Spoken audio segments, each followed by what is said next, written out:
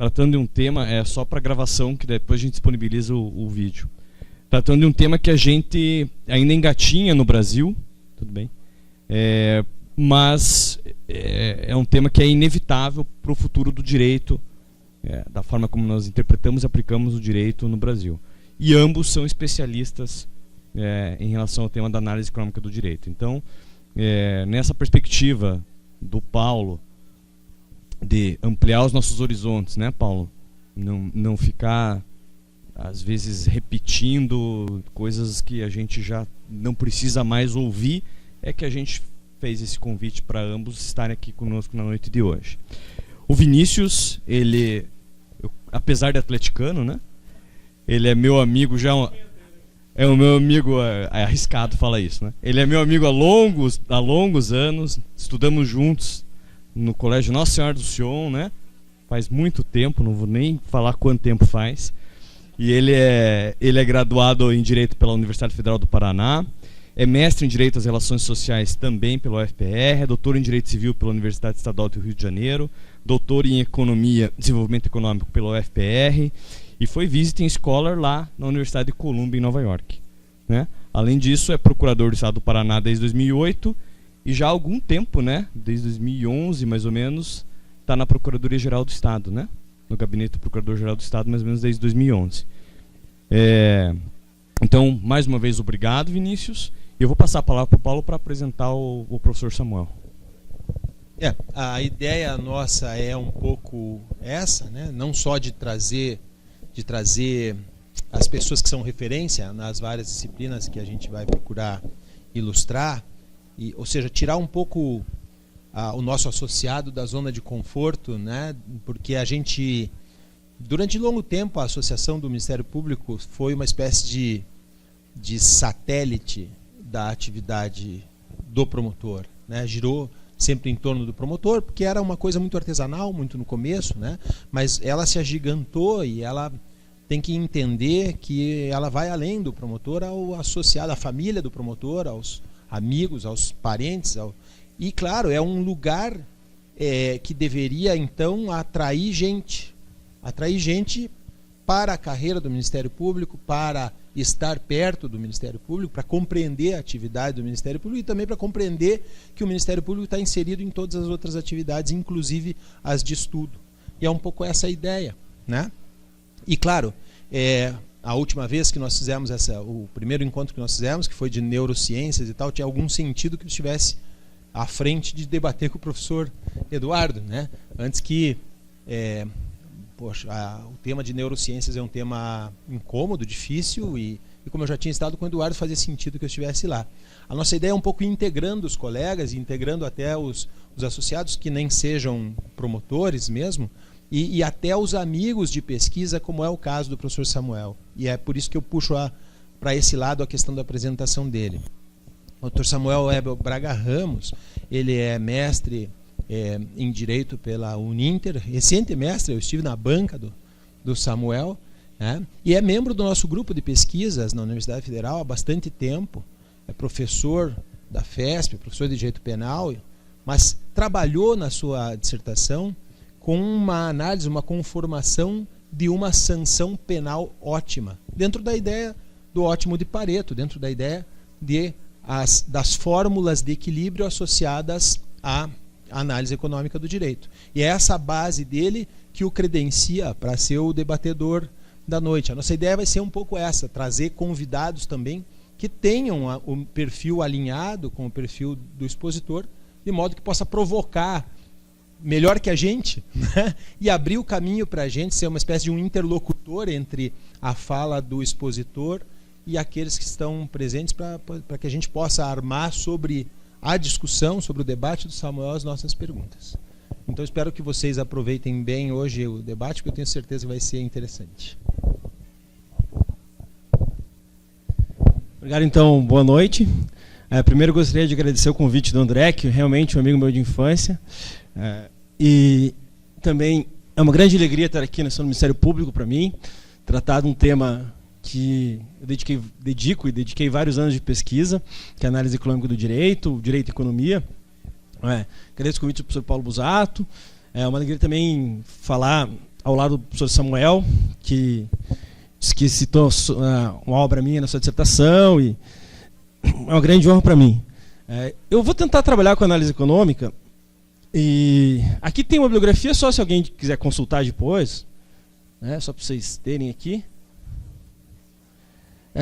Veja, eu até avisei que eu não sou uma pessoa que trabalha com direito penal.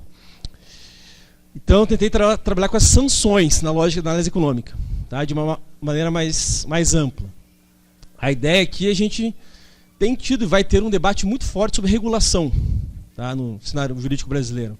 A meu ver, não há dúvida, a gente tem a Lei da Liberdade Econômica, recém-aprovada, a gente teve a LINDB, a gente tem toda uma discussão de vamos regular mais, regular menos, como regular, o que devemos regular. Entretanto, a gente tem que partir da premissa, que essa é uma premissa constitucional, que a gente vai regular alguma coisa sempre, né?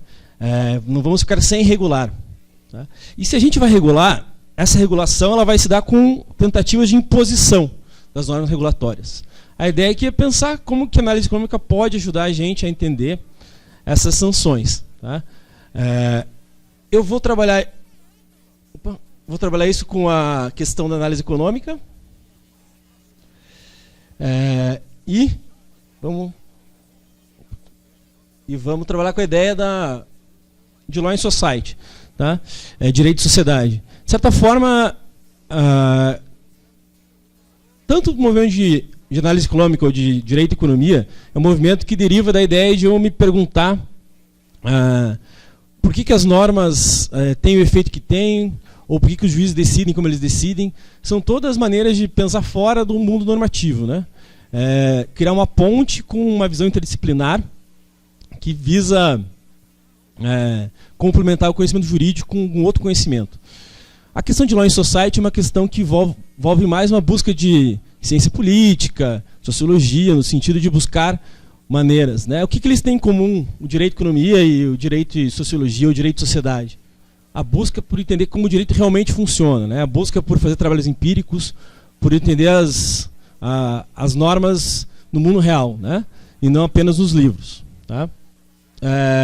Então, assim, para trabalhar com a ideia de Law and Economics, eu vou trazer uma contextualização geral do que é direito e economia, e aí, qualquer dúvida que vocês tenham, podem me perguntar, para depois a gente entrar no tema específico da sanção no âmbito regulatório. Tá? A gente vai tratar direto no movimento atual de direito e economia que a gente vive hoje. É um movimento que começou na Universidade de Chicago, lá pela década de 60, e a gente conhece no Brasil como análise econômica. Tá? Vamos tentar trazer um pouco do contexto de como que era a Universidade de Chicago naquele período. Tá? A Universidade de Chicago tem umas características interessantes. Em 1939, foi a primeira universidade a trazer um professor de economia com tenure track na Law School, tá? Que foi o Henry Simon, depois o prêmio Nobel pelo trabalho dele na questão da racionalidade limitada. Né? Tenure track quer dizer o quê? É o professor que vai depois ficar estável. Né? No sistema universitário norte-americano, a estabilidade deriva de acordos com as universidades, que têm carreiras e têm maneiras de gerar estabilidade. E a busca por interdisciplinariedade da Universidade de Chicago levou ela, já desde a década de 30, né, lá em 39, no fim da década de 30, a ter um economista professor com tenure track na Law School. O primeiro curso que ele deu foi um curso de análise econômica e de políticas públicas. Né? E depois ele contratou o cara que foi o personagem central da fundação do movimento de direito e economia, que é o Aaron Director. O Aaron Director não é um cara tão conhecido, porque ele não é o cara que escreveu muito. Ele é o cara que construiu o ambiente, digamos assim. Né? O Aaron Director, ele dava um curso de antitruste. Né? E se a gente pensar, naquele momento, a gente tinha a ascensão do governo Reagan, a gente tinha uma discussão sobre desregulação, sobre redução da atuação estatal, né?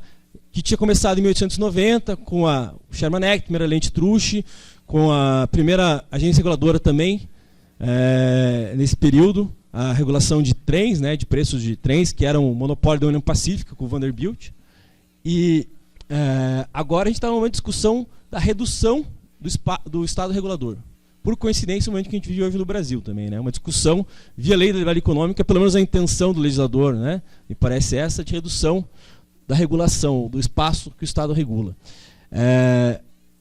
Arthur Hector, ele falava assim, ó, como que eu vou fazer as pessoas entenderem que a eficiência das normas é um fator relevante? A gente pensar na teoria jurídica tradicional, eficiência não é um fator, né, que gera validade, né, das normas. Vamos começar por um ramo do direito no qual isso vai ficar mais fácil de defender, e que é o direito antitruste. Então ele dava um curso lá em Chicago, nesse período, que era para dizer que o direito antitruste tinha como único objetivo a eficiência, gerar eficiência. Né?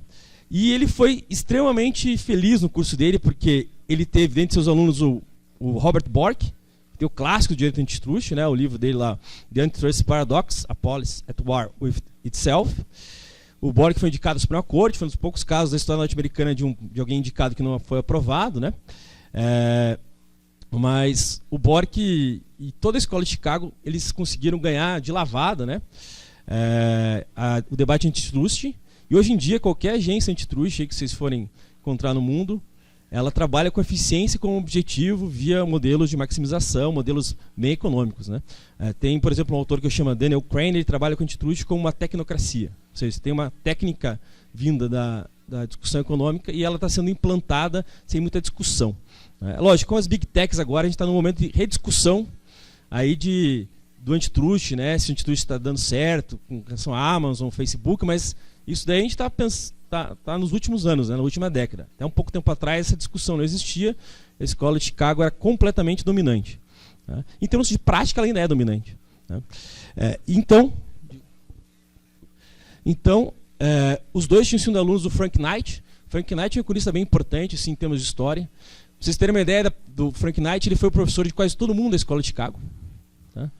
E o mais engraçado é que ele era menos chicagoano, digamos assim, chicagoano do que os alunos dele. Ele acreditava no livre mercado, mas ele não era tão ferrenho defensor do livre mercado. Mas os seus alunos todos formaram a escola de Chicago. Ele foi professor de todo mundo lá. Até uma história engraçada que, se alguém conhece, tem uma discussão, tem uma linha de pensamento chamada Public Choice. Tem um cara chamado James Buchanan, que é o principal autor da Public Choice. Ele conta que quando ele estava no Tennessee, ele era socialista. Teve 6 aulas com o Frank Knight de Chicago. Montou a Public Choice. Virou completamente capitalista. Então o Frank Knight era um professor realmente sedutor. Disso não há dúvida. Tá? Só em linhas gerais, assim, o que a análise econômica do direito se propõe, qual que é a lógica dela. Então, primeiro, a eficiência é um fator relevante. Tá? Se o objetivo que não é discutir em muitos detalhes as linhas de pensamento, mas é lógico, a gente pensar na versão originária lá do Posner, do livro dele, Economic Analysis of Law, de 1969, se a gente pensar no momento fundacional da análise econômica, a discussão era, vamos substituir justiça por maximização, à la Caldor Hicks, por eficiência. Né? Isso se perdeu hoje em dia, a gente tem outras versões. Aí o Bruno Salama, por exemplo, que é um autor conhecido aqui na área de economia, trabalha com versões fracas e fortes. Eu posso falar em uma versão fundacional, digamos assim, que eu acho melhor, que é a versão posneriana tradicional, e depois em diversas versões plurais que tem hoje em dia. A gente tem um momento pós-Posner ou pós essa versão mais forte. Né? Então, acho que faz sentido você estar fundando um movimento teórico, você quer afirmar sua posição, você acaba sendo mais radical no início. Né? Depois você acaba abrindo espaço e aprendendo com as críticas e incorporando outras formas de ver. Né? Então, o próprio Posner, né? Se vocês pegarem a primeira edição do livro dele, ele fala que tem que substituir eficiência por justiça. Pegam a edição de 2012, ele já fala que, não, veja bem, eficiência é um fator relevante em alguns ramos do direito. Né? E o Posner não faz a meia-culpa, né? Ele fala, veja bem, nunca quis dizer bem isso. Né? É o caso do livro do Posner sobre a crise de 2008, que ele fala, tem que regular alguma coisa. Né? Mas, na verdade, eu queria dizer isso desde o começo, que vocês não me entenderam bem. Então. Outra coisa é a questão do consequencialismo, né? Muito ligado à análise econômica. Consequencialismo, a ideia de que eu tenho que me preocupar com as consequências das decisões. Por quê? Porque eficiência tem a ver com consequência. Né? Se eficiência é importante, não adianta lógico, acontecer um fato jurídico, eu construo uma narrativa jurídica desse fato e leva a julgamento, né? Via ação. A lógica tradicional de reconstruir o fato e aplicar a norma não vai dar conta da eficiência. Então a gente precisaria incluir, né, em termos de construção da análise econômica, discussões de consequências. Tá? Só tomar um cuidado que consequencialismo não é necessariamente, a meu ver, pelo menos, né, igual ao utilitarismo. O utilitarismo é uma espécie de consequencialismo. Tá? Quando eu pego consequências econômicas, eu poderia tratar com consequências sociais, então não necessariamente utilitarismo e consequencialismo são a mesma coisa. Outra coisa, né, a ideia da questão de fugir da norma e buscar uma interdisciplinaridade, né, por que os juízes decidem, ou como eles decidem no mundo real, quais são os fatores. Né? Isso vai remontar lá ao movimento realista, a revisão do caso Lochner, a discussão de que, né, o liberalismo estava barrando as iniciativas no nível do New Deal, e isso precisava mudar, e por isso tinha que levar em conta consequências e discutir fora do direito exclusivamente. Né? A questão das preocupações empíricas é interessante. No Brasil, a gente tem quase que uma ideia de que, se eu faço análise econômica, eu estou fazendo trabalho empírico. Não é verdade. Trabalhos empíricos podem ser feitos fora da análise econômica. A análise econômica tem monopólio do trabalho empírico. Tá? É um erro a gente pensar isso. De fazer trabalhos empíricos na linha de Law and Society, eu vou mostrar um autor específico, Friedman, que faz trabalho de Law and Society com trabalhos empíricos. Posso fazer trabalhos empíricos sempre. Eu acho que no Brasil, que não sei no direito penal, porque não é minha área, mas na área de contratos, na área mais de direito privado, assim, a gente não tem trabalhos empíricos na história do direito brasileiro, é muito raro encontrar. Então, quando vem a análise econômica, ela traz trabalhos empíricos, a gente faz uma ligação direta. Mas, veja, os cientistas políticos fazem trabalhos empíricos toda hora. Né? A gente pode usar estatística e trabalhar os dados não com modelos teóricos de economia. Então, não usar, por exemplo, um modelo de agente racional, mas assim trabalhar com dados. Né? Então, não é necessariamente uma coisa igual. Né? Mas, realmente, há um papel da análise econômica em buscar trabalhos empíricos. Outra coisa, em regra, a análise econômica trabalha com um ferramental microeconômico, pelo menos na sua fundação. Né? Se a gente for pensar quem estava lá, né? Na época da fundação da análise econômica, na Universidade de Chicago, os autores que estavam lá eram todos autores de cunho mais liberal, da Escola de Chicago de Economia, né? Estava Friedman, todo mundo usava a teoria dos preços do George Stigler, que é um cara bem importante em microeconomia neoclássica, microeconomia padrão, mainstream, como que a gente chame. Né? E tinha lá o nosso amigo Gary Becker. Né? Gary Becker, talvez vocês conheçam, porque é o pai da análise econômica do direito criminal. Né? Gary Becker fez uma coisa que permitiu que a análise econômica chegasse onde ela está hoje, que é o seguinte: é aplicar a lógica da decisão racional para qualquer ramo do direito, na verdade, para qualquer decisão humana. Que veja, se eu entender a decisão racional como uma ideia de... pode ser mais como uma ideia de maximizar a utilidade, ou mesmo de minimizar custos, que tem gente que trabalha, ou de, né, fazer escolhas eficientes, eu posso fazer isso em qualquer interação humana. Né? O Stephen Levitt fez o Freakonomics, que foi um livro que fez sucesso aí, ligando criminalidade e proibição ou não de aborto. Né? Então, fazer isso se faz. Se isso explica a realidade, é uma outra pergunta, um outro debate. Mas que é possível fazer, né? O Gary Becker, ele tem lá o Prêmio Nobel pelo livro dele sobre gostos humanos, aplicando a ideia de escolha racional a qualquer decisão humana. E ele participava daquelas reuniões que o Aaron Director fazia na casa dele. Chamava o Friedman, o Becker, Ronald Coase entrou. O Aaron Director fez uma coisa também muito importante, que foi fundar o Journal of Law and Economics, o primeiro jornal ligado à análise econômica. Né? E o Coase mesmo, quando ganhou o Prêmio Nobel de Economia, falou que só entrou na Universidade de Chicago pelo Journal of Law and Economics. Né? Porque ele falou, eu gostaria de publicar lá, eu publicava lá e li os artigos que estavam lá. Estava bem na minha universidade, mas ele falou assim, você vai ser editor do Journal. Eu falei, então eu vou. Né? Teve um trabalho bem grande de fundação do contexto, né, do movimento, mas não de produção científica. E nessas reuniões com o Aaron Director, o Posner estava lá, os autores estavam lá, e um dado momento o Gary Becker, né, falou, não, mas a gente está discutindo, por exemplo, eficiência no antitrust, eficiência depois em discussões mais de direito empresarial. Por que a gente não faz uma discussão de qualquer ramo do direito? Por que a gente não aplica isso de forma extrapola para qualquer ramo do direito? Tem alguém que comprou essa ideia, chama Richard Posner, escreveu o livro Economic Analysis of Law. Né? Que nada mais era do que fazer o que o Becker fazia em termos de construção teórica da economia e aplicar para todos os ramos do direito. Já na primeira edição do livro do Posner, tinha lá a análise econômica, análise econômica de família, análise econômica de questões como processo civil, processo penal, crime e assim por diante. Coisas que não são usuais, trabalhar como lógica econômica. Né? E, só dando uma introdução, assim, porque realmente, né, a parte positiva do direito penal na minha praia, mas só para vocês a gente pegar, assim, a gente pegar o artigo 68 do Gary Becker. Tá? Qual que é a ideia do artigo, em linhas gerais? Tá? O criminoso comete o crime sempre for economicamente proveitoso, ou seja, quando o benefício a ser obtido for maior que a sanção dividida pela probabilidade de detecção. Então, assim, eu tenho uma sanção, tenho uma chance de ser pego ou não. Né? Se eu ganhar mais dinheiro, né, do que eu tenho de perda com isso, para mim é ótimo cometer o crime, eu vou cometer. Por Estado, sempre é questão de ter a maior dissuasão, ou seja, impedir essa prática com o menor custo. Tá? A sanção ótima nada mais é que a sanção que mais dissuade com o menor custo. Tá? Aqui que o Becker discute no livro dele, no artigo dele, 68, por exemplo. O que é mais fácil? Aumentar a pena ou aumentar a chance de detecção? Aumentar a pena, custa zero. Quer dizer, você tem que passar uma lei no Congresso, né? Pode ser que custe passar a lei em termos, mas aumentar a detecção tem que melhorar a estrutura policial, a estrutura de persecução penal completa, e assim por diante. Então, a tendência nessa lógica seria aumentar a pena, porque ela é menos custosa do que aumentar a detecção. O que o Gary Becker também fala no artigo 68? Qual que é a sanção ótima? A sanção ótima é aquela que tem o menor custo. Então, qual que é a preferência que eu vou dar? Não exclusividade, mas preferência. Multa. Multa é mais barato do que pena de prisão. Pena de prisão tem que construir o presídio, manter o presídio e assim por diante. Então, era assim, a primeira discussão assim, de sanções vem do Becker mesmo. Né? E essa é a ideia.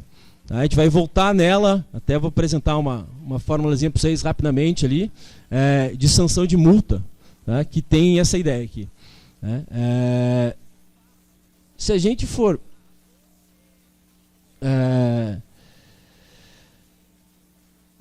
então essa ideia, né? Quanto mais eu aumentar a pena, se eu mantiver a mesma taxa de detecção, eu vou ter um resultado maior, é lógico. Se eu pudesse aumentar a taxa de detecção, mas qual que é o problema disso?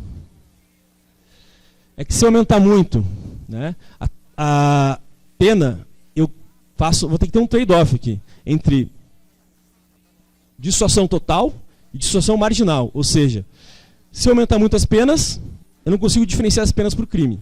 E aí temos marginais, quem está cometendo o roubo, né, comete o latrocínio, porque a diferença de pena é muito baixa.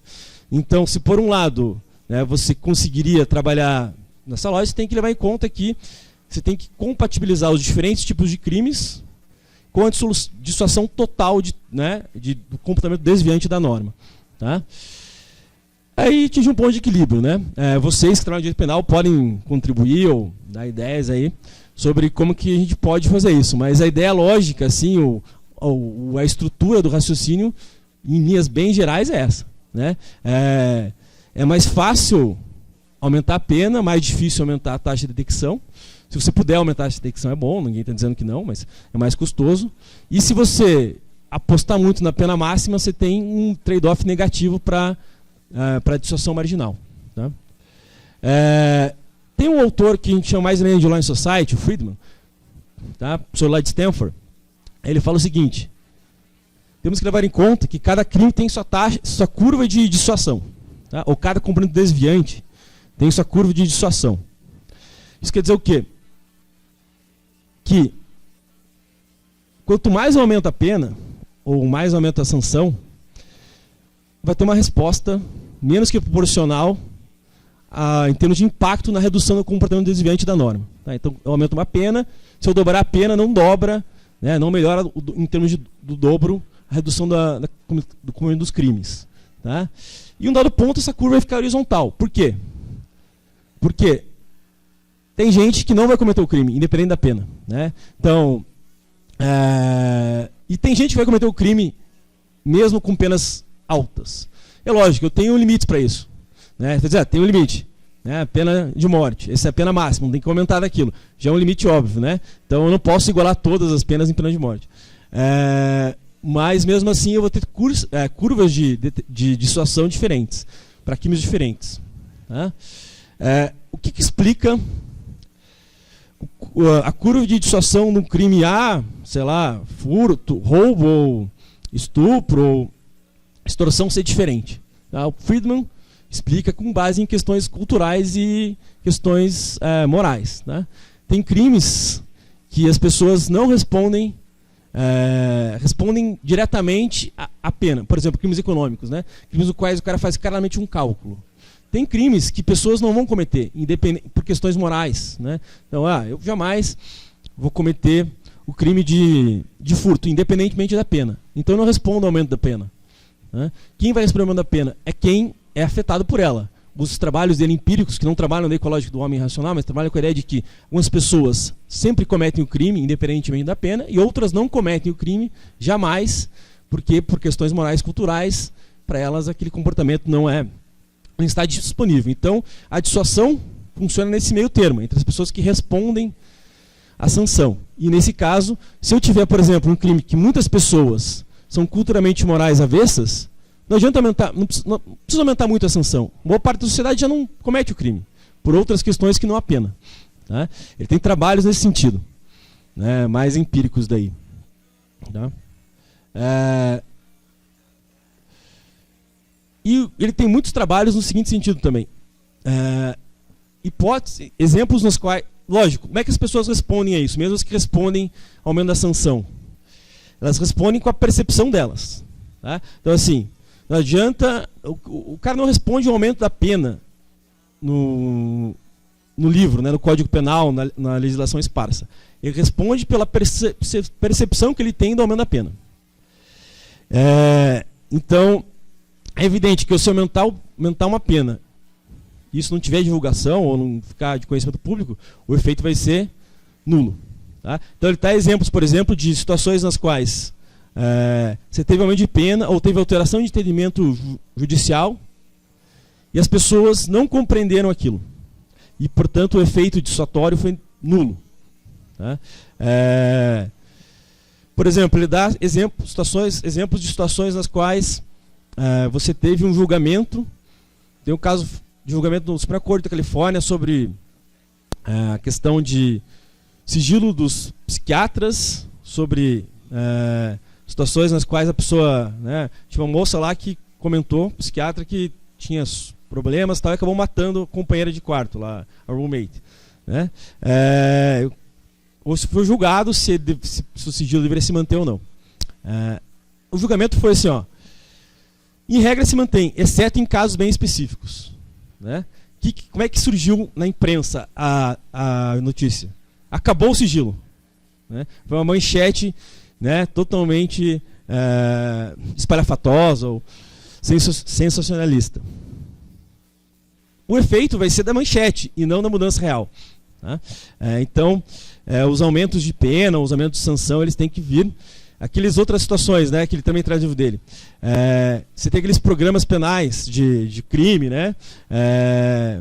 E fica aparecendo no programa toda semana aparece um caso que o cara escapou de punição por um artigo do Código de Processo Penal. É uma sensação que a legislação penal é totalmente ineficiente. Sendo que, na verdade, não. O cara pegou um caso ali, jogou na imprensa, aquele caso, a única pessoa que tem conhecimento, ela se baseia naquele. Então, tem vários estudos bem interessantes, demonstrando que a percepção pode mudar muito. Tá? Então, por isso que, às vezes, por exemplo, agendas públicas de combate a cartéis, tá? Que é um ponto... são relevantes. Por quê? Porque daí as pessoas têm uma sensação de que haverá persecução de combate a cartéis. Se eu aumentar a pena e eu divulgar isso, o impacto vai ser maior do que apenas aumentar a pena. Né? Então essa é a ideia. Os ganhos e custos também, lógico. A pessoa, né, pode imaginar um ganho que não se concretiza ou eventualmente o contrário. Né? A gente pensar em normas regulatórias, para focar um pouco mais em normas regulatórias, o que a gente tem de diferente nelas? Primeiro, a gente tem muitos incentivos em normas regulatórias. Depois, a gente tem a questão de pena de multa e imposição privada e uma questão da revisão judicial. Então, vamos tratar desses pontos aqui, diferenciando. Tá? Então, vamos lá. Lógico, todas as normas regulatórias, todas as normas jurídicas em geral, penais econômicas, são vistas como questões de incentivo. Tá? Que se quer com uma norma? produzir um comportamento de outra pessoa ou da sociedade. Tá? Como que se faz isso? Via incentivos. Tá? A economia tradicional trabalha com a ideia de incentivos, e aí cada vez menos por regras de comando e controle, que seriam sanções, né? Faz isso sob pena de multa. Em geral, a gente tem trabalhado bastante com faz isso que ganha um incentivo fiscal, faz isso, ou propõe um plano de lógica reversa, que a gente, Estado, aprove e você faz o plano que você mesmo propôs, situações nas quais a multa não é tão forte. Em termos de incentivo, quais são as premissas tradicionais da lei econômica sobre incentivos? Tá? Para a gente não falar só de sanção. Primeiro, critérios de incentivo devem ser observáveis e verificáveis. O que é um incentivo observável? Que as duas partes, no caso do regulador e regulado, podem ver de forma objetiva. Tá? Então, se eu digo que eu incentivo você com base nos seus melhores esforços, isso é observável. Não tem como comprovar que a pessoa dedicou seus melhores esforços. Agora, se o incentivo se dá com base na geração de X mil empregos, da forma X, né, da forma determinada na norma, eu tenho um fator observável. Tá? O fator verificável é aquele que um terceiro pode verificar. Então, se tiver disputa judicial ou arbitral, o terceiro aí vai poder verificar. Tá? Isso evita o sentimento de injustiça, tá? Na medida em que, eventualmente, uma análise subjetiva ela pode gerar situações de injustiça. E a injustiça, sentimento de injustiça, por sua vez, alimenta um sentimento não cooperativo. Então, se a gente pensar em situações de regulação no qual a gente quer que as empresas cooperem com a gente regulado, pense num mercado que tem poucas empresas, sei lá, na Anatel, você tem que gerar cooperação de poucas empresas de telefonia, você quer gerar um ambiente cooperativo, né? Se for punir todas com base em análise subjetiva, você vai gerar uma situação de sensação de injustiça. Né? E lógico, se pelo aspecto subjetivo eu não puno, isso gera um risco moral. O risco moral é a ideia de que eu proponho incentivo, uma pessoa não age de acordo com o que ela deveria agir, né? E essa pessoa deixa de ser punida. Tá? Como é que vocês ouvem sempre risco moral? Por exemplo, em discussões de ajudar bancos, né? Sempre é comum risco moral. Crise de 2018. Se vocês virem, dentre os filmes que tratam da crise de 2018, por exemplo, temos o filme do Too Big to Fail, Grande Demais para Quebrar, né? Um documentário da HBO. Tem uma hora lá que o personagem, que é o secretário de Tesouro norte-americano, fala assim: não vou salvar o Lehman Brothers. Isso geraria risco moral. Ele quer dizer isso, né? O cara gere mal o banco, ou gere de forma arriscada, ele quebra, ela vem o Estado, os contribuintes e salva. Né? Lógico que depois ele se arrepende amargamente. Né? Foi uma péssima ideia, né? A economia mundial foi por água abaixo e tal. Era melhor, o custo de risco moral era menor do que o custo que ele gerou para a economia global. Mas a ideia é essa. É lógico. A gente vai avançar um pouco mais disso também, mas a ideia sempre de desenhar o incentivo é que o custo de imposição desse incentivo, de fiscalização, seja baixo. Né? Eu acredito que se a gente for seguir o artigo da Lei de Valia Econômica, que trabalha com análise de impacto regulatório, que vai ficar obrigatório, né? A própria Lei de Valia Econômica fala que isso gerar um regulamento, dizendo quando que ele passa a ser obrigatório, em quais situações e qual é a metodologia, mas claramente ali não tem que se pensar só nos ganhos teóricos da norma a ser cumprida, tem que se pensar nos ganhos reais da norma a ser cumprida, nos custos de imposição dela. Tá? A gente pode ter formas criativas de imposição também.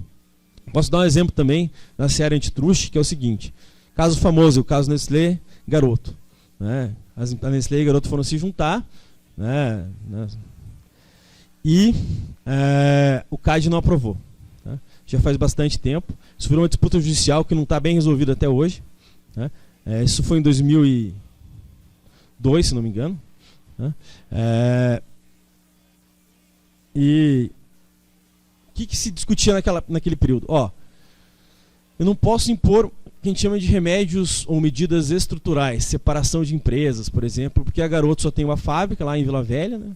Essa fábrica não pode ser não incorporada na Nestlé, senão não tem operação. Tá? As marcas da Nestlé são globais, né? Ficaria sem sentido uma marca da Nestlé que é global, sei lá. Hoje em dia, né, se consolidou o Milk Bar aí, que é o sucessor do Lolo, né, ficar uma marca da Nestlé fora do Brasil e da concorrente dela no Brasil. Isso é ilógico em termos, não faria sentido. O que foi proposto naquele julgamento pelo presidente, por exemplo, na época lá, que era o Gredino Rodas, que já foi reitor da USP, professor de Direito. Ele propôs que a gente fizesse restrições comportamentais. A gente pegasse a Nestlé e proibisse ela, por exemplo, de vender cobertura de chocolate, que é o insumo do chocolate, né, para as concorrentes por um preço diferente do que ela vendia para ela mesma, né, ou do que ela repassava para ela mesma. Por que isso foi negado em 2002? Porque alguém falou de forma correta, ó, a gente fez sanções comportamentais do caso Ambev, que era um caso mais antigo, né, e não foram aplicadas.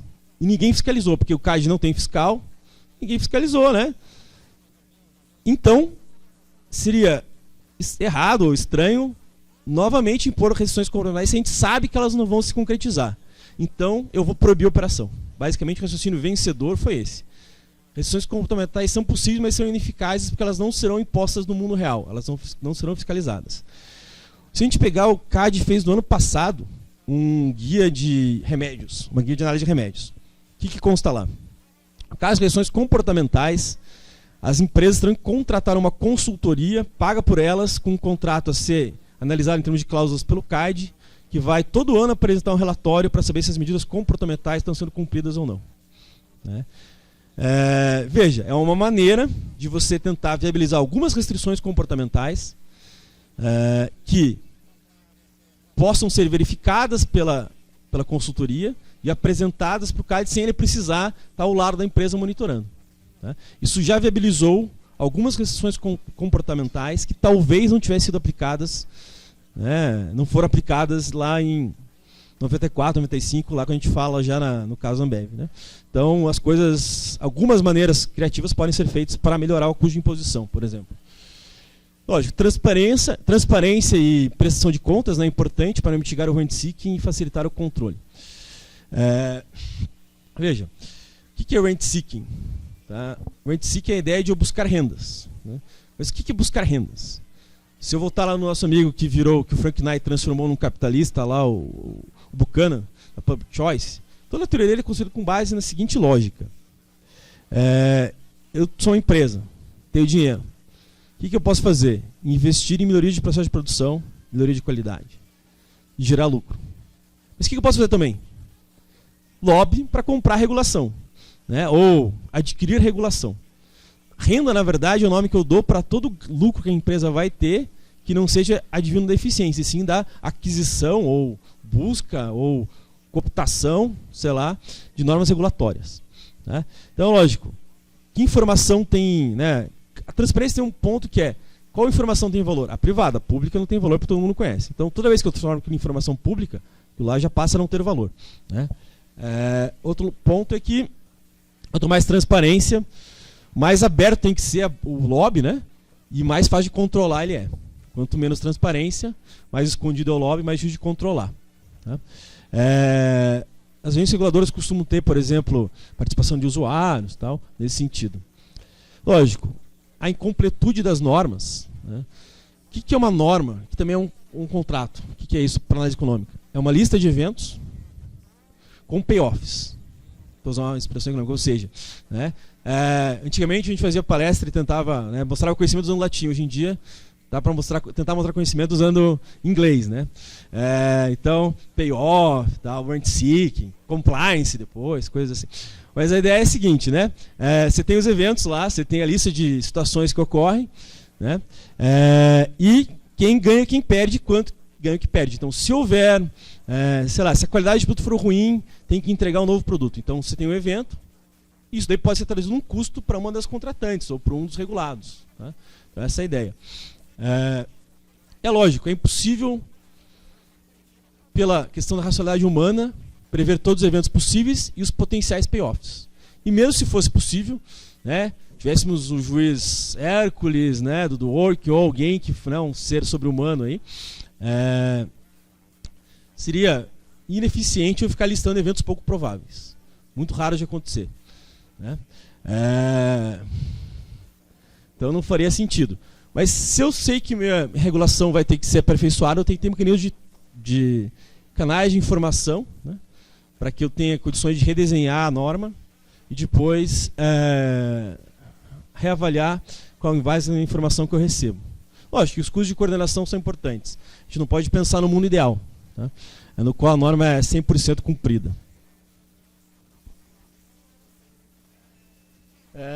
Lógico, o que tem ganho também espaço nisso? Economia comportamental. Tá? Então, além dos incentivos tradicionais, a ideia de que eu tenho um ganho, né, quando eu cumpro ou não uma norma, e se eu sou racional, e é racional cumprir a norma, eu cumpro ela, termos de incentivo, tem a questão comportamental. Isso tem muito ganho, né, muito espaço na discussão. É uma análise rápida aqui, para depois, se quiser, a gente debater, assim, eu estou dando uma visão panorâmica.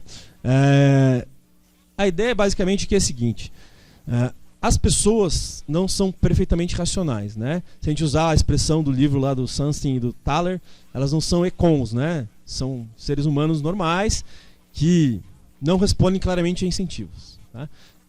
Vários estudos empíricos feitos aí demonstram que as pessoas respondem mal a incentivos. Né? Que as pessoas às vezes não entendem o incentivo, ou não seguem, não fazem o que é melhor para elas. Né? Incentivos são às vezes muito complexos e difíceis de compreensão total. Tá? Então, o que se passou a discutir? As pessoas são irracionais. Veja, se elas são irracionais, eu teria um problema.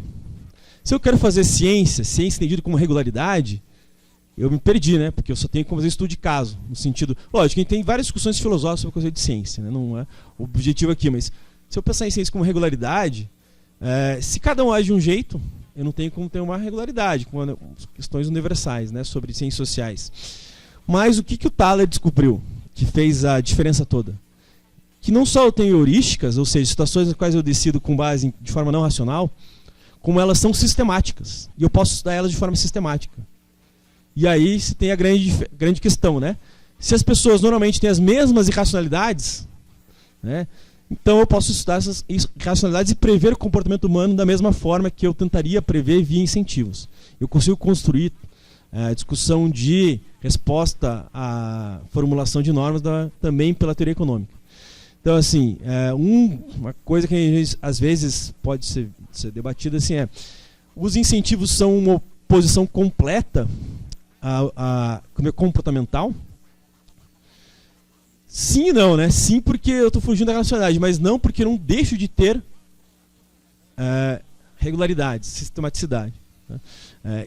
Aí, se a gente pegar nos autores, nos livros, a gente vai encontrar várias heurísticas diferentes. Coloquei algumas aqui para vocês só terem uma ideia. Ancoragem, né? Então, o que a gente responde sempre? A primeira informação sempre se a gente fizer, qual que é o exemplo tradicional? Se eu colocar aqui um objeto qualquer e disser para vocês quanto vocês acham que ele custou. Se ninguém souber a resposta do outro, eu vou ter um conjunto de respostas. Se eu começar com o André e o André disser a primeira resposta, além de ele ser o presidente da associação, né, as pessoas tendem a seguir a ancoragem dele, a resposta que ele vai dar, como um comportamento provável. Aí. As pessoas vão convergir para o primeiro resultado, salvo elas realmente conhecerem o valor do bem. Né?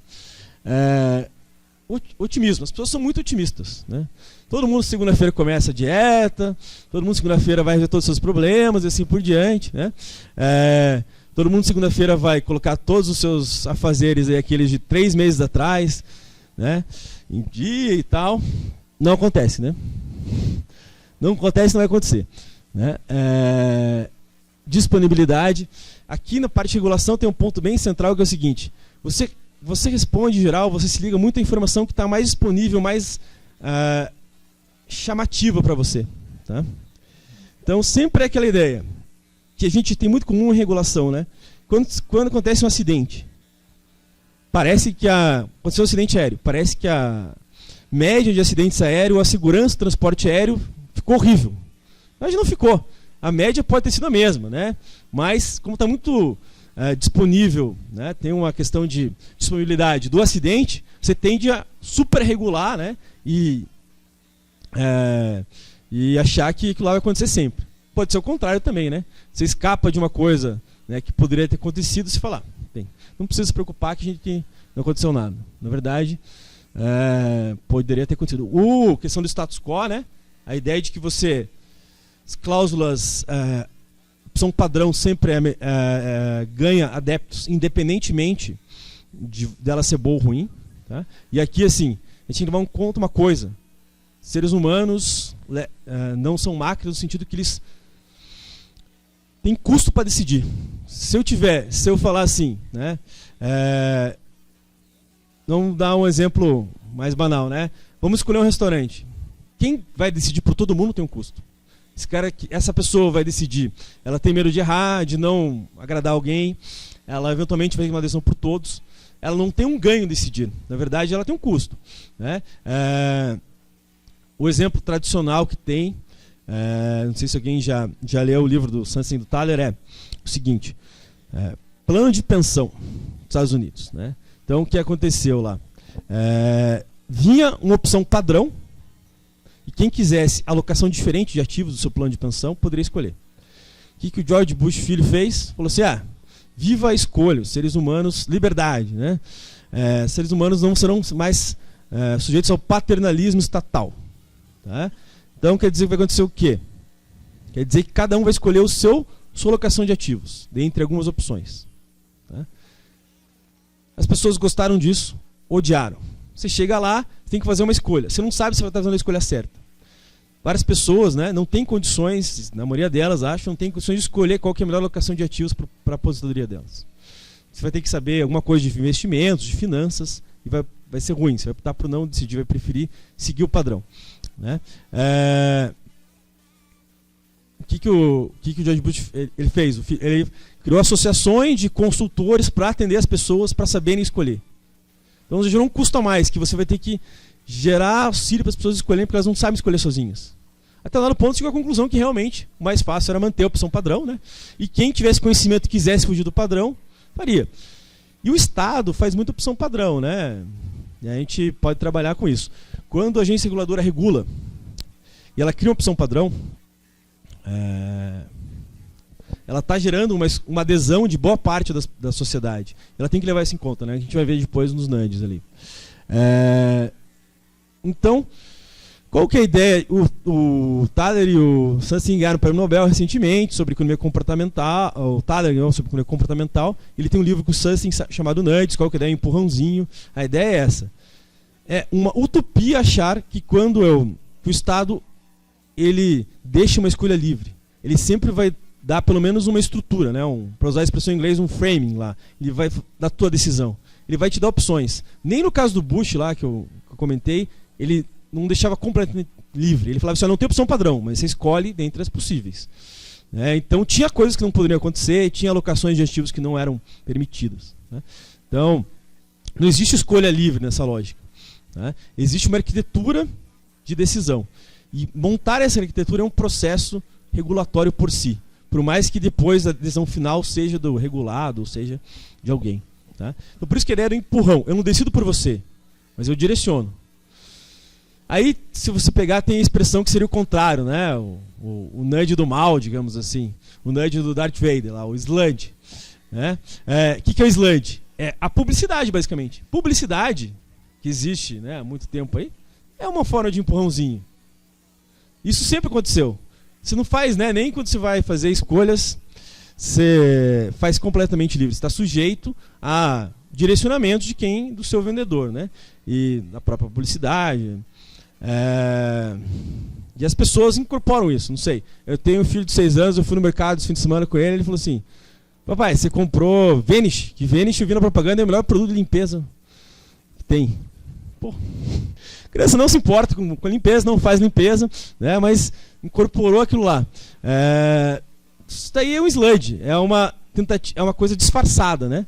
Digamos assim, por isso que ela é do mal, mas na verdade ela acontece, sempre aconteceu, não tem nada de estranho, tá? Então assim, não é o Estado hoje descobriu que eu posso montar uma arquitetura de escolha que vai enganar as pessoas. Não, as pessoas sempre tiveram sujeitos a esse tipo de direcionamento. Tá? Isso não é uma invenção do Estado. Tá? Opa. Aí tem um autor que fala em efeito trevo, teria outras formas, que é o seguinte: como que eu faço para as pessoas fazerem o que eu quero? Basicamente, facilitando elas fazerem o que eu quero. Né? A lógica básica ali do negócio. Como que eu faço para a pessoa sair de uma rodovia que tem uma velocidade máxima de 120 por hora para ela andar 40? Eu obrigo ela a reduzir a velocidade. Como é que eu faço, por exemplo, uma curva gigante num trevo? Né? Aí, tudo bem, ela pode fazer a curva a 120 por hora. Talvez ela não termine a curva. É um outro problema, né? Mas a ideia é que eu estou lembrando ela, forçando ela a reduzir a velocidade. Quando treinar o trevo, também pode pegar a estrada vicinal, que tem uma velocidade de sei lá, 40 por hora e andar a 120. Mas ela foi lembrada pela necessidade de redução de que ela tem que reduzir a velocidade. Então a ideia sempre é, se eu quero fazer algo, a regulação tem que facilitar aquilo que eu quero e dificultar aquilo que eu não quero. Tá? Em termos de procedimento. Tá?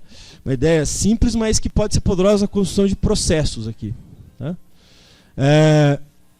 Agora vamos ver um pouco de multa e de sanção. Tá? Se você estiver indo muito rápido, ou se vocês quiserem debater algum ponto antes, só falar. Lógico, existem vários artigos sobre multa ótima, sobre discussão de como fazer multa ótima. Eu trouxe um, e aí assim, vamos ver como é que a gente reage a uma fórmulazinha aqui, que sempre a gente faz na análise econômica, não custa, é legal apresentar uma fórmula aqui. Bem simples, né? O Chavel e o Polinsky tem uma fórmula bem lógica aqui sobre multa ótima. O que é multa ótima para eles? É o dano causado dividido pela probabilidade de detecção mais o custo de imposição. Tá? Isso é multa ótima. Então eu tenho que pegar quanto que é comportamento desviante da norma regulatória causa de dano, dividir ele pela probabilidade de detecção e levar em quanto que é o custo para impor, que a agência incorre para impor. Tudo bem, vai ter outros artigos aí que vão discutir como é que eu calculo esse custo marginal, custo fixo ou variável, tal, mas a ideia é um pouco essa, né? Então, quanto maior o dano, maior a multa. Mas veja, eu volto no Becker por quê? O que a gente tem de igual ao Becker aqui? Quanto maior a probabilidade de detecção, menor precisa ser a multa. O Chivel, ele não deixa ele não foge daquele fundamento da análise econômica da sanção que está lá no Becker de 68. Você pode trabalhar sempre com a detecção. Quanto maior a detecção, menor precisa ser a multa. Porque basicamente mais gente vai ser punida, efeito dissuasório vai ser obtido. Né? Aqui isso está mudando um pouco a lógica, digamos assim, ou mas a ideia é essa. Então assim, eu coloquei essa multa para vocês, a gente ver. Esse é um artigo do Chevel bem mais recente, de 2000 e pouquinhos, né? A gente passa quase 50 anos o artigo do Becker, que é 68, e a lógica é um pouco a mesma. Sim. Mais sofisticada, você pegar o artigo do Chevel, ele vai ter várias... esse é o modelo canônico básico, né? Mas vai ter modelos para antes da conduta, depois da conduta, que vão complicar bastante a matemática, digamos assim, mas a lógica é essa. Né? Maior o dano, maior a multa. Se eu tiver uma redução... Então... voltar a um exemplo que também, em termos, né, de sanção, para mim é um exemplo que eu sempre trabalhei com concorrência, né, com antitruste. Como é que eu faço para punir um cartel? Eu posso aumentar a taxa de detecção de cartéis. Tem um estudo feito em 2008 que trabalha com a ideia de que no mundo inteiro a média de taxa de detecção de cartéis é 20%. No Brasil não sei, mas o estudo é global, deve ser menos. Então 20% dos cartéis são pegos. Isso quer dizer que a multa tem que ser alta. Porque se a multa não for alta, o que vai acontecer? Eu vou saber que a chance de ser pega é pequena, e aí eu vou, né, cometer o crime de cartel. Ele vai compensar, digamos assim. Né? Eu posso aumentar a taxa de detecção? Posso. Eu tenho que pegar mais cartéis. Tá? Por outro lado, também posso aumentar a multa. Na lei antitruste tem uma multa máxima, um teto para multa, que é 20% do faturamento bruto anual do ano anterior. Né? Uma maneira seria dizer, não tem teto máximo. É pelo menos igual ao dano causado. Mesmo que o dano causado seja superior a 20% do faturamento bruto anual. Os economistas, né, se a gente pensar nos últimos economistas que foram conselheiros do CAD, teve um debate lá na corte, né, no órgão administrativo. E foi engraçado, porque os economistas defenderam claramente que eu tinha que aplicar a multa acima do teto, porque senão o crime compensava.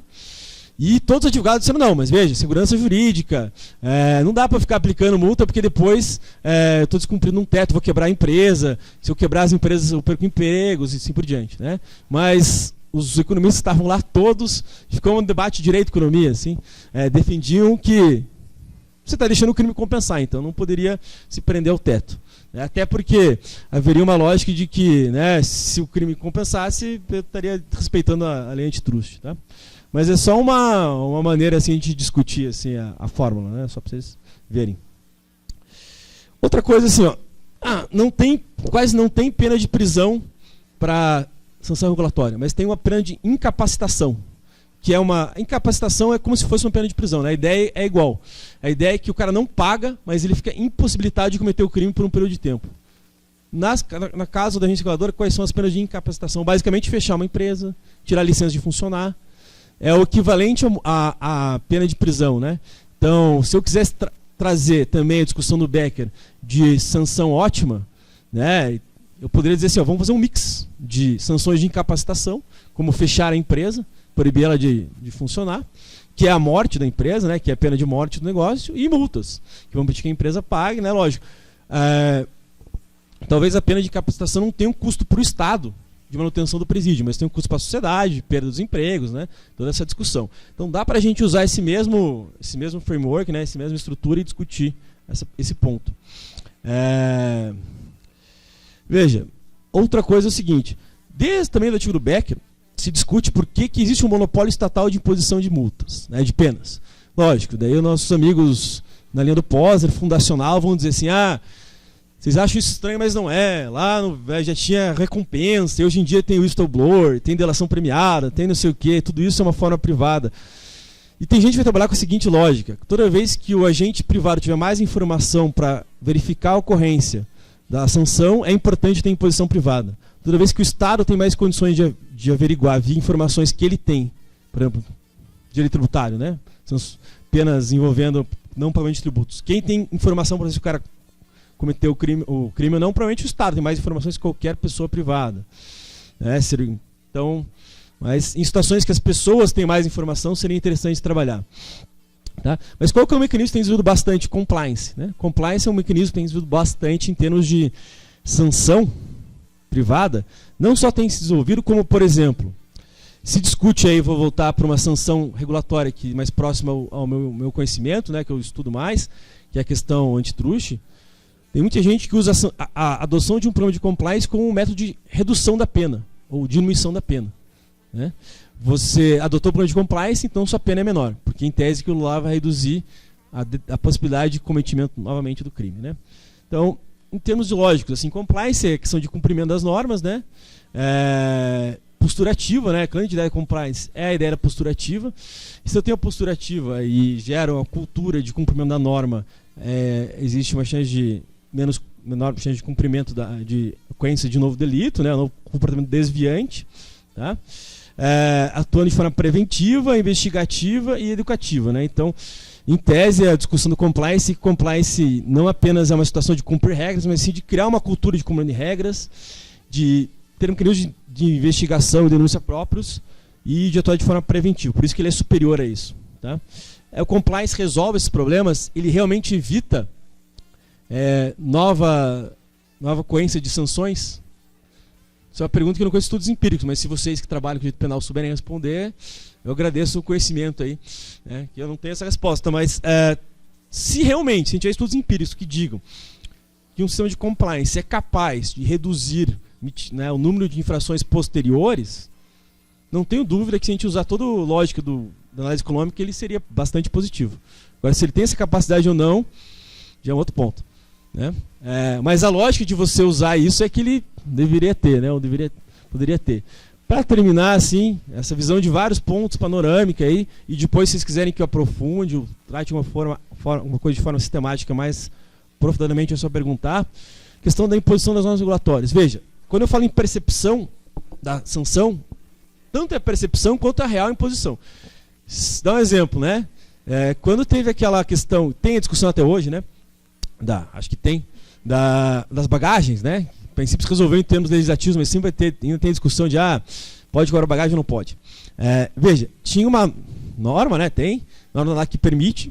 Tem a questão tinha uma manifestação do Ministério da Justiça favorável à cobrança. Teve um PROCON de algum estado que aplicou lançou uma multa de milhões, acho que na TAM, por cobrar bagagem. Qual que é o efeito satório dessa multa? nulo, né? Porque o cara sabe que essa multa vai ser anulada judicialmente. Ela não tem efeito estatório nenhum. Ela pode ter efeito simbólico para quem impôs a multa, não sei, vai aparecer na imprensa, mas não tem efeito estatório nenhum, é óbvio, né? Então, e aqui a gente tem um ponto que é o seguinte, que é uma discussão muito grande. Multas, que vai voltar à discussão do CAD lá, por exemplo. Multas muito altas geram o quê? Maior resistência, né? Porque assim, se eu tenho uma multa baixa, talvez não gaste tanto em advogado, não enforce tanto para anular essa multa judicialmente. Mas se a multa for incapacitante, for capaz de quebrar a empresa, eu vou gastar todas as minhas forças para anulá-la judicialmente. E aí tem grande chance dessa multa não ser aplicada.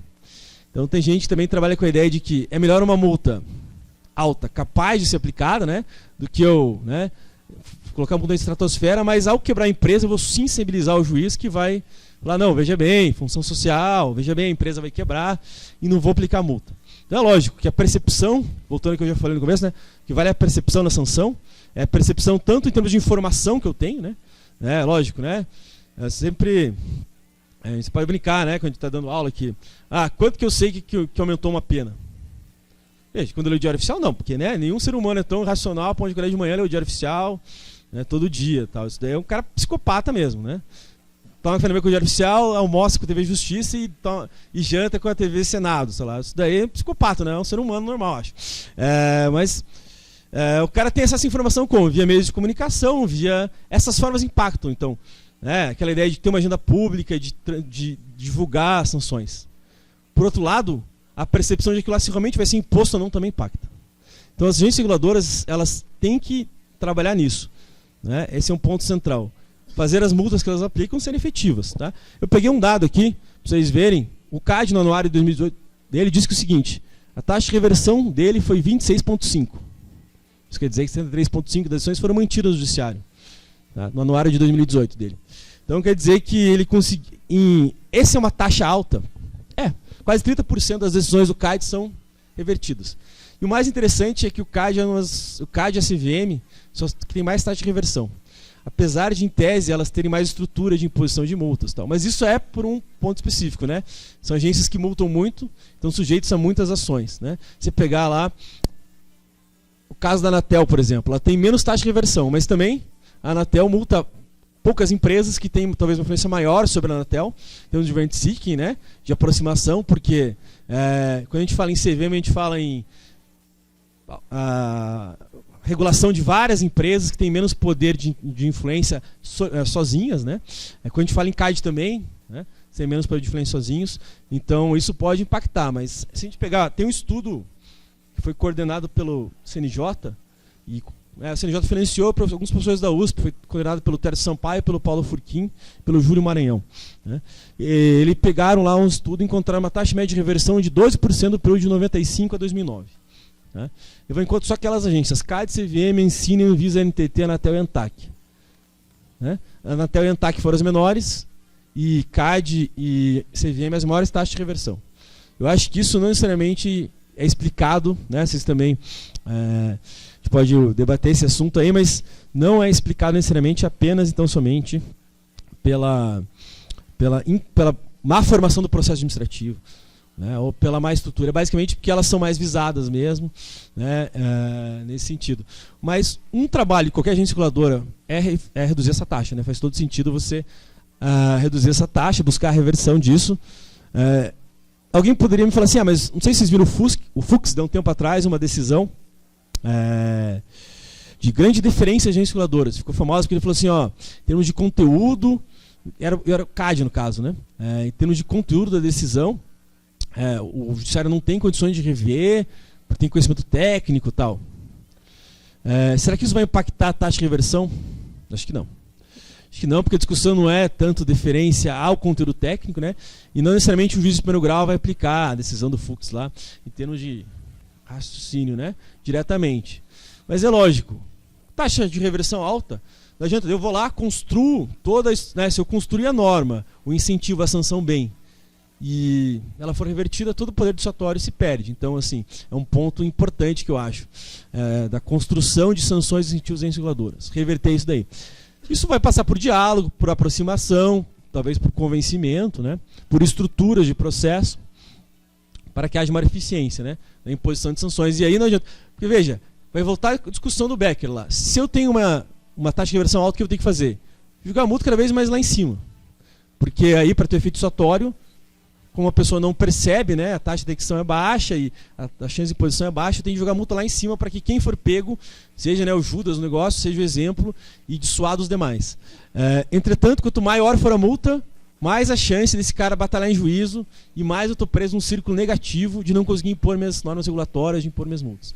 Então, um primeiro ponto é, eu entendo a lógica de ter normas regulatórias de sanção que sejam realmente impostas, que gerem dissuasão e gerem percepção efetiva de dissuasão. Não adianta você gerar percepção teórica de dissuasão. Tá? Esse é o ponto que eu queria terminar assim. Tá? Então a ideia é que a gente trouxe alguns elementos, eu tentei trazer uma perspectiva para discutir normas regulatórias envolvendo análise econômica e até uma perspectiva lá em society que o Friedman, nesse sentido, né, dados específicos aí que tentam contrapor ao modelo do Becker. Então eu fico à disposição de qualquer um queira comentar aqui, debater, e muito obrigado pela oportunidade.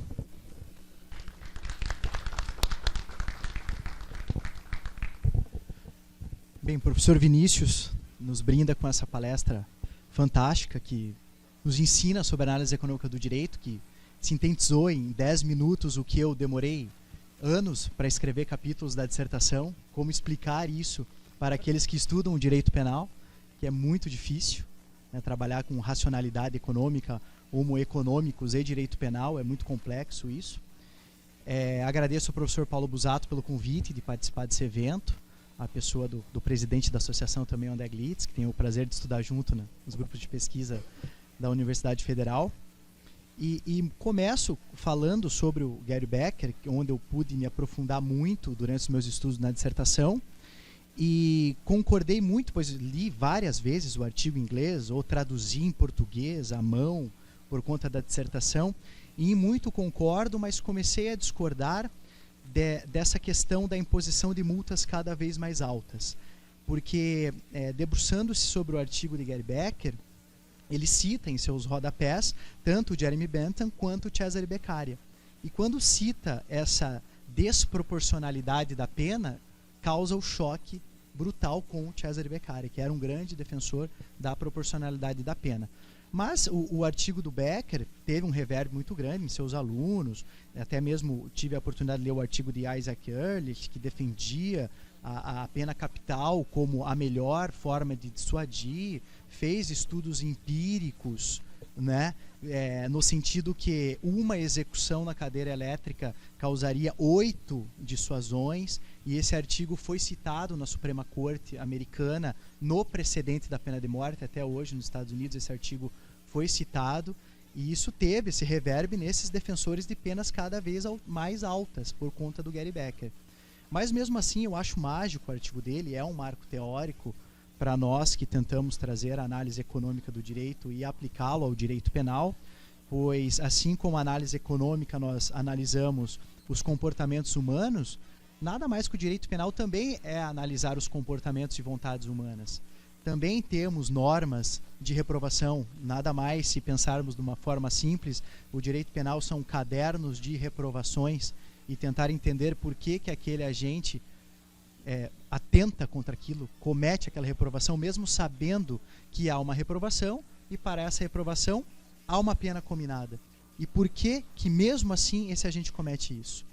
Então, eu tenho a oportunidade na FESP, onde eu leciono direito penal, de dar uma matéria letiva de Criminal Law and Economics, que seria a análise econômica do direito penal, e já desde o início, nas primeiras classes, já orientar os alunos, olha, dispam-se de qualquer preconceito, por favor, agora é outra coisa, esqueçam teoria do delito, esqueçam o manual do professor Paulo Busato agora por algum minuto, para que a gente possa falar um pouco do decisor racional, daquele que comete delitos de forma ultra-racional, sem cerrar os olhos aos delitos irracionais, culposos, o qual a gente não tem a intenção.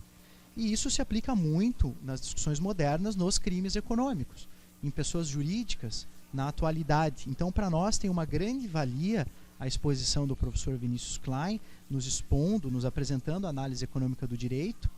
E para nós do direito penal, é muito fantástico poder ter uma gama de interdisciplinariedade, o que para nós é interessante, né?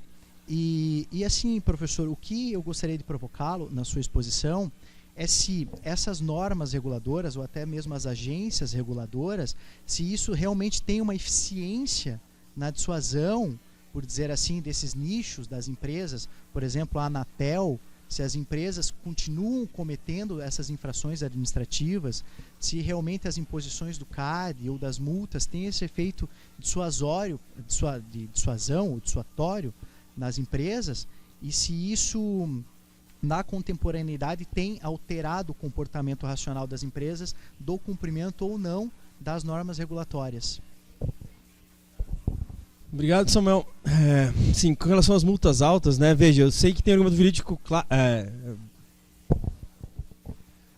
tem argumento jurídico bem claro no seguinte sentido: eu estou fazendo o administrado, digamos assim, ser punido pela incapacidade do Estado, né? Fala assim, o Estado não consegue aumentar a taxa de detecção, então a solução é aumentar a pena.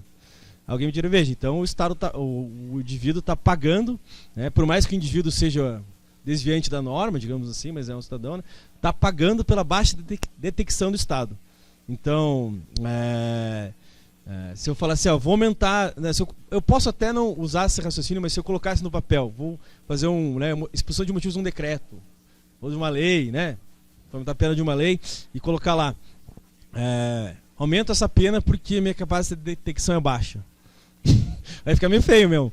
Não vai pegar bem eu dizer assim, eu estou aumentando a pena porque eu pego pouca gente, quem pegar tem que ser um delito mais que proporcional, né? Provavelmente alguém vai levantar e vai falar assim, veja, então que tal se aumentar a sua taxa de detecção, né? De eficiência na detecção. Eu entendo que esse argumento juridicamente faz todo sentido, né? A discussão, assim, de análise econômica é essa discussão de que a eficiência é uma fonte relevante e, por exemplo, para melhorar a taxa de detecção, talvez eu tenho um médio prazo na minha frente, né? Eu leve 10 anos, ou leve, sei lá. E o que vai fazer nesses 10 anos, né? Então, eu vou deixar os crimes serem cometidos, digamos assim. Então, eu vou pensar na solução second best aqui, né? Que é aumentar a pena mesmo, sabendo que isso é desproporcional, mas quando eu puder aumentar a taxa de detecção, eu vou baixar, né? Então, tem gente que vai trabalhar com a ideia de que se eu não posso fazer o melhor, que aumentar a taxa de detecção, eu tenho que começar a fazer o melhor e aí aumentar a multa e compensar isso quando eu melhorar minha taxa de detecção. Um segundo ponto ali da eficiência, né?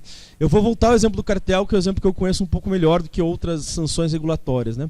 Então, o caso dos cartéis, veja, se as multas altas elas são realmente efetivas. Veja, depende. A União Europeia trabalha com um teto também em multas para cartéis. Ela trabalha com um teto máximo, né? Mas ela não usa um critério subjetivo que nem o CAD optou por usar, que é pegar as coisas como reincidência, gravidade e para chegar perto do teto. Ela fala assim, eu vou calcular o dano realizado, né? Na verdade, o proveito ao ferido. Vou calcular o proveito ao ferido e se ele passar do teto, eu fico no teto. Mas eu justifico o teto não pelo comportamento tipicamente das questões penais, né? Gravidade. Eu vou dizer assim, o proveito ao ferido foi 1 milhão, eu só posso aplicar a multa até 100 mil, então vai ser 100 mil. Não interessa se o cara é reincidente, não é, se a conduta dele foi com mais gravidade ou menos gravidade. Eu vou usar isso como um critério para chegar no teto. É uma estratégia. O direito norte-americano não tem. Trabalha mais com vantagem oferida sem teto, né? Mas aí também os caras têm uma estrutura, já uma cultura de punitive damages, eles têm uma cultura já de fazer punições bem exemplares, né, digamos assim.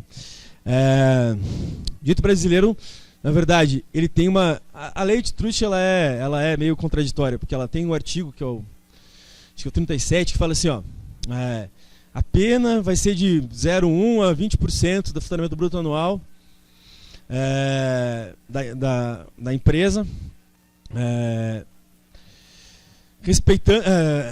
No fim, ela tem uma vírgula que fala assim: não sendo inferior à vantagem oferida.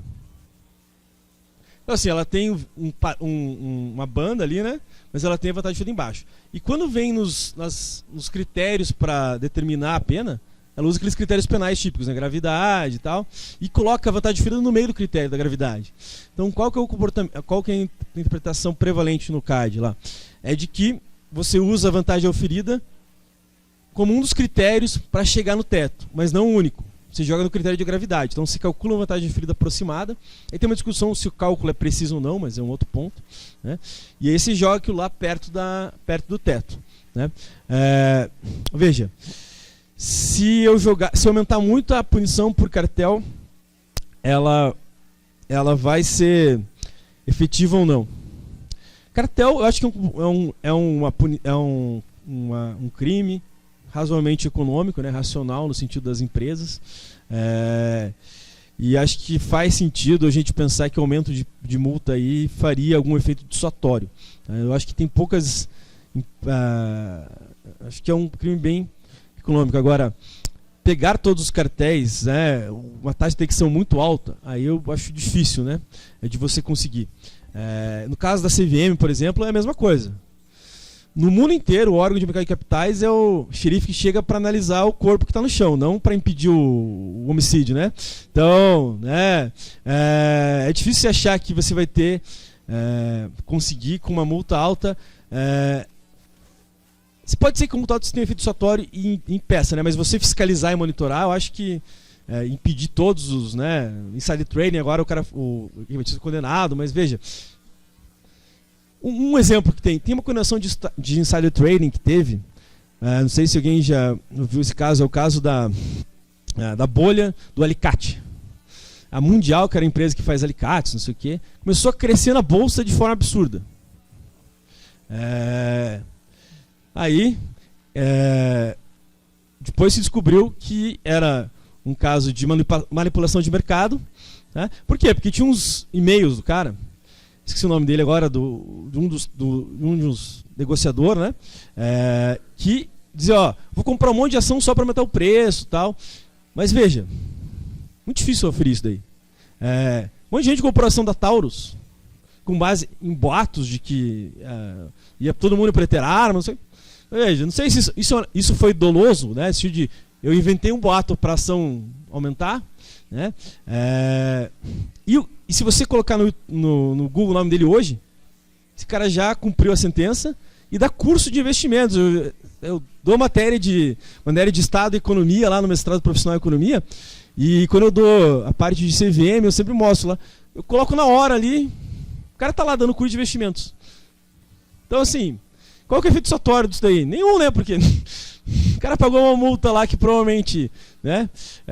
Então, assim, eu acho que multas altas são relevantes, mas é lógico.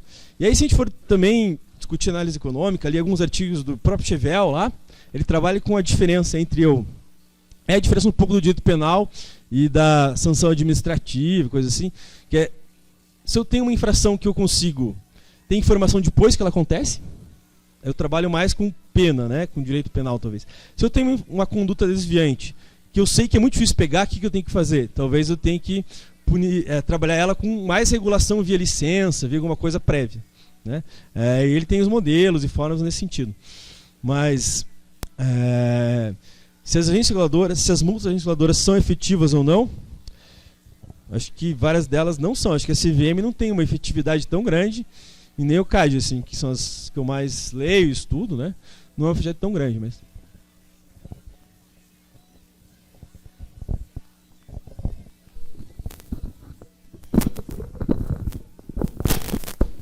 Só ia agradecer a palestra inicialmente e talvez aproveitar o gancho do que está sendo tratado.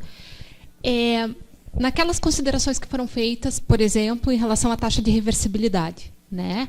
Até que ponto as multas ali não são revertidas? Não conheço os estudos, então por isso da pergunta. Até que ponto as multas não são revertidas porque vale a pena pagá-las em vez de discuti-las? Porque o ganho que eu tive com a minha conduta já foi muito superior àquilo. Enfim, a multa está no meu custo. Ou são as situações em que, de fato, eu contestei a multa e perdi a demanda, né? Porque acho que são duas situações diferentes. Se as multas forem a tal ponto em que vale a pena eu cometer a conduta, não vale a pena eu discutir, né? Eu incorporo no meu custo e não discuto. E aí talvez as maiores taxas de reversão sejam daquelas multas que de fato foram significativas e que ainda valia a pena eu ter o custo de discuti-las. Então só essa questão. Se a gente pegar o estudo do Paulo Furquim, está lendo a biografia, depois se vocês quiserem ler, é um livro publicado pela Singular, né? E assim, no livro ele explica algumas questões metodológicas que ele utiliza. Ele tem, na verdade, eu peguei um dos gráficos ali, mas ele separa os gráficos só por discussão de mérito ou não. Mas ele não está discutindo no estudo se a multa foi inferior ou superior a... Se eu usar a expressão da discussão de Truth, né, que eu estava usando aqui, que vantagem oferida com a conduta, né? Então, assim, nesse estudo não está explícito lá se a vantagem oferida com a conduta ela é suficiente para pagar a multa ou não. Tá?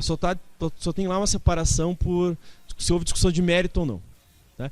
Que ele separa lá daí no estudo se eventualmente teve desistência da ação, se a ação perdeu objeto, mas eles só tem a questão do mérito. Agora, se aquela multa é superior ou inferior à vantagem oferida, não tem. Só tem alguns estudos de caso aí que eu poderia fazer, né? Que tem ali que daria para fazer. É um trabalho empírico que poderia ser feito e melhoraria também a discussão da taxa de reversão, né? Mas essa discussão está significativa, assim, se a gente pensar. Eu tenho uma portaria da Anvisa, que está em consulta pública, se não me engano, agora. E um dos pontos que está em discussão é como que a Anvisa reduz a taxa de reversão das multas, né? E aí é aquele dilema, né? Eu jogo multa tão alta, né? Equivalente a ter uma permuta que eu tive na empresa, para ser superior à vantagem oferida, mas daí a empresa vai brigar mais judicialmente, né? Ela vai colocar todos os seus advogados, ela vai se esforçar mais, e aí seria melhor eu talvez dar uma... Tem gente que trabalha com essa linha. Seria melhor eu dar uma multa, mesmo que inferior à vantagem oferida, mas que certamente vai ser imposta. Que tem efeito dissuasório melhor. Né? Na verdade, tem efeito dissuasório melhor seria a multa mais alta, superior à vantagem oferida, se ela for mantida pelo judiciário. E esse é o desafio, acho, de quem é o gestor da agência reguladora e quem está montando essa sanção. Né? O cara tem que fazer uma multa, primeiro, se ele for trabalhar com incentivos, ele tem que desenhar os incentivos bem desenhados, ali, que eu tentei apresentar. E se ele for trabalhar com sanções, né, e vai trabalhar com as duas, sinceramente, com um mix de duas aí, as duas, ele tem que ser capaz de fazer uma sanção. Por exemplo, um ponto que vai gerar grande discussão, discricionalidade. Né? Se eu digo assim, a multa é de um valor X a muito superior, né, uma banda bem ampla, com critérios bem subjetivos para eu caminhar nisso. Acho que abre um espaço para discussão. Né? Então, assim, acho que o estudo a ser feito para melhorar a regulação, né? Como eu falei para vocês, né? Eu acho que a gente está num momento de discussão de quanto regular, como regular. Um estudo que eu gostaria que tivesse no debate seria como fazer a norma regulatória de forma que a sanção seja efetivamente imposta e ela seja capaz de dissuadir. Né? Em especial pena de multa para a agência reguladora. Isso dependeria de eu entender por que o judiciário não impõe essas multas. Se é, por exemplo, falha procedimental, o que falta para as agências reguladoras fazerem direito? Ou realmente a gente está naquela situação de que a legislação de processo administrativo ela é feita realmente para gerar nulidade, para não conseguir aplicar. Se é isso, talvez não seja melhor, ao invés de mudar a legislação sobre regulação, é melhor mudar a lei de processo administrativo, né? Isso impacta em eu conseguir mais comportamentos de conformidade. Ou se eu entendo que a imposição via multa é muito custosa, tem que pensar em outros mecanismos. Quem sabe formas de compliance efetivas, quem sabe imposição privada, quem sabe situações que envolvam, por exemplo... se a gente pegar os estudos de Law and Society, aí, fugindo um pouco do Gary Becker, o que o Friedman fala nos estudos dele? Qual que é a maior, quem tem mais efeito dissuasório? Mais do que multa, mais do que o valor da multa. Comportamento dos pares. Esse é o maior efeito dissuasório. Né? O que a pessoa do lado faz. Então, né, aquela ideia. Se eu colocar uma pessoa... Né, honesta para viver num ambiente, numa comunidade lá cercada por criminosos, uma hora ela vai acabar cometendo crime, né? Porque a pressão dos pares é por cometer crime.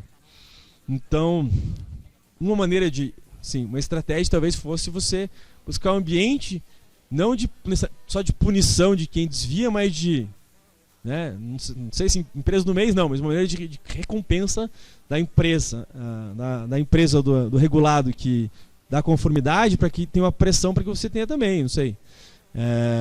Teria maneiras diferentes, né, talvez. Agora, melhorar a multa é um ponto, porque a multa é uma sanção importante. Difícil trabalhar sem multa, né?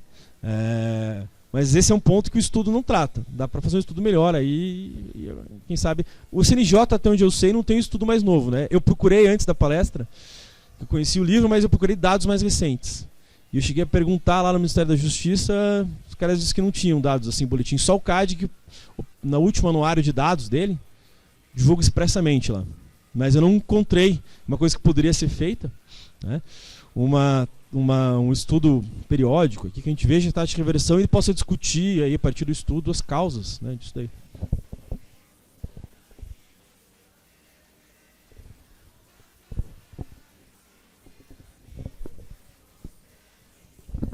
Senhor Vinícius, primeiro, obrigado. Não é?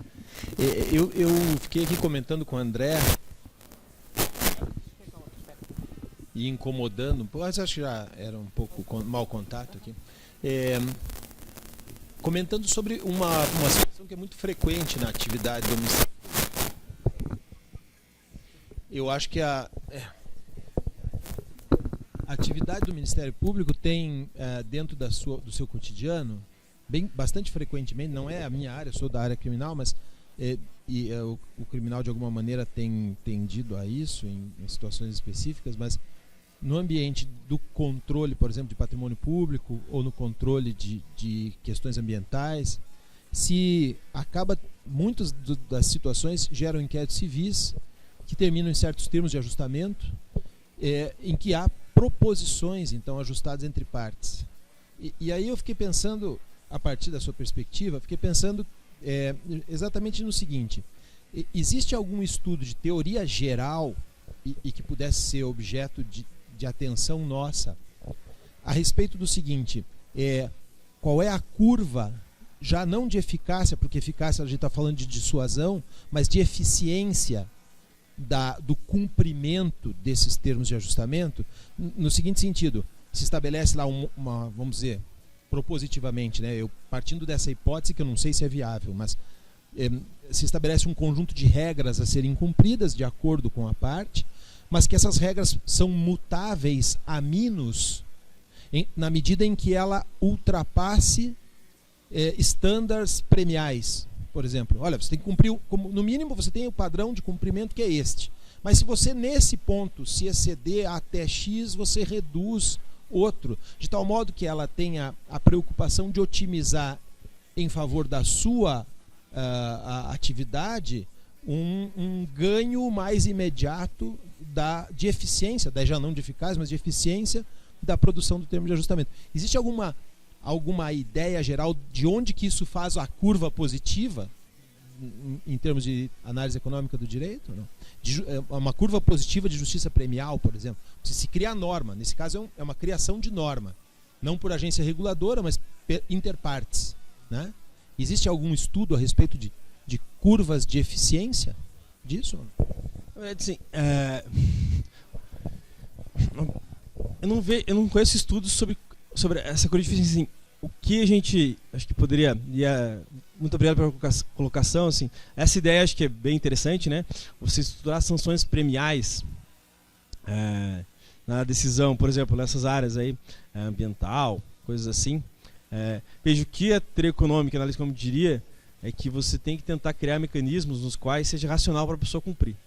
A gente chama em design de mecanismos, que é essa literatura, a gente chama de mecanismo direto e verdadeiro. Todo mecanismo direto e verdadeiro é aquele no qual para o agente é racional cumprir a tarefa dada, digamos assim, né? E ele consegue cumprir diretamente e te apresentar um resultado observável e verificável. Então, assim, se você impor uma restrição, uma regra via sanção premial que seja positiva para ele, que você possa observar o resultado, acho que isso está dando a lógica da análise econômica, né? A gente pode pensar no exemplo que é um pouco da discussão, né? Se a gente voltar na discussão, se eu tiver um sistema de compliance interno com um standard mínimo definido pelo... Por exemplo, no CAD tem uma lógica de compliance concorrencial. Tem um standard mínimo de compliance que eu preciso ter. Aquilo lá gera redução da multa a ser paga.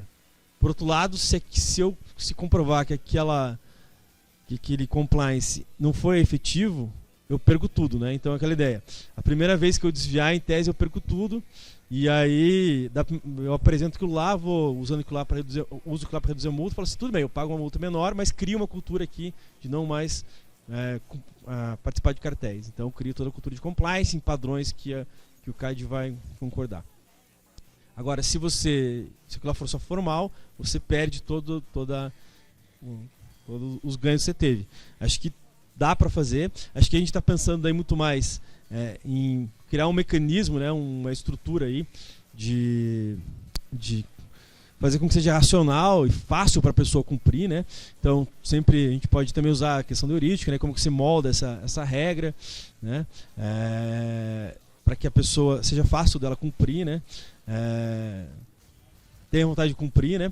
Isso. Agora, eu não conheço estudos empíricos que digam qual estrutura é melhor, né? Vou te dar um exemplo que foge da tua pergunta, mas só para ilustrar. Tem um cara que ganhou o prêmio Nobel também na área de design de mecanismos, chama Roger Myerson. Ele é professor lá em Chicago no momento, né?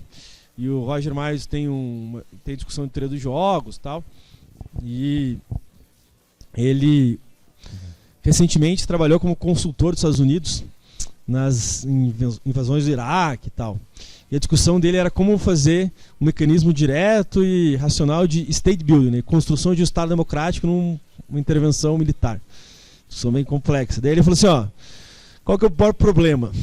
É que o Estado dos Estados Unidos chega lá e fala assim, eu vou eleger um presidente, né, um mandante lá que seja aliado à minha ideologia, ou que esteja disposto trabalhe comigo. O que isso gera? Ausência de um mercado de disputa política. O que vai acontecer? Esse cara vai virar você não vai conseguir democracia assim.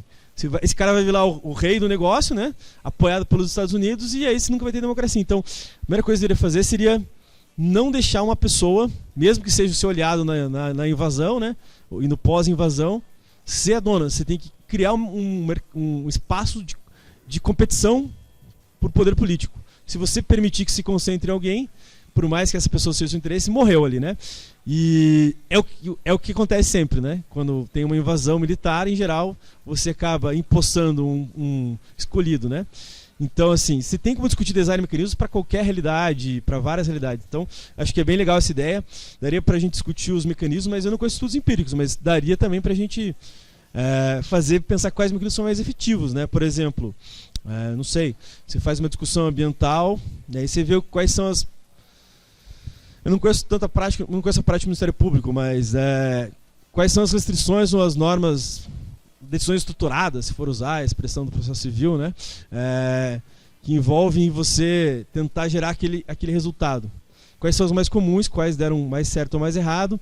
E o que a gente também poderia pensar é o seguinte, existem tanto mecanismos de discussão de impacto regulatório, metodologias em discussão, quanto nos Estados Unidos e na Inglaterra em especial. Na Inglaterra tem aquele Behavioral Insight Team, que é a unidade nudge deles, né? Ou seja, o que eles fazem? Eles revêem todas as regulações norte-americanas para verificar quais são as opções padrões que eu estou dando, qual que é a estruturação que eu estou dando para as coisas, para realmente o Estado ser inteligente de intencionalmente gerar um comportamento bom e não fazer uma escolha de uma opção padrão aleatoriamente, né? Então a gente poderia discutir, por exemplo, quais são as restrições mais comuns que o Ministério Público impõe em decisões ambientais, quais têm gerado mais conformidade das pessoas ou não, e não só discutir, por exemplo, replicar elas, mas entender os mecanismos que geraram essa conformidade para, por exemplo, em um cenário de outra cidade, outro contexto, que não se aplicaria aquela mesma decisão, tentar usar o mesmo mecanismo, né?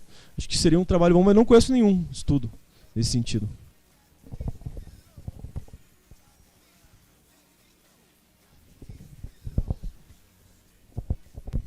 Então, terminando, vou agradecer a presença do Dr. Vinícius professor Vinícius, do professor Samuel. Muito obrigado por estarem conosco na noite de hoje. E foi um prazer tê-los aqui. Acho que o material depois fica disponível. Inclusive eu tentei olhar a bibliografia, você passou muito rápido, depois eu vou olhar de novo, né? Mas depois a gente disponibiliza na página da associação também. E muito obrigado e que seja a primeira de muitas outras oportunidades, tá bom? Boa noite a todos, obrigado.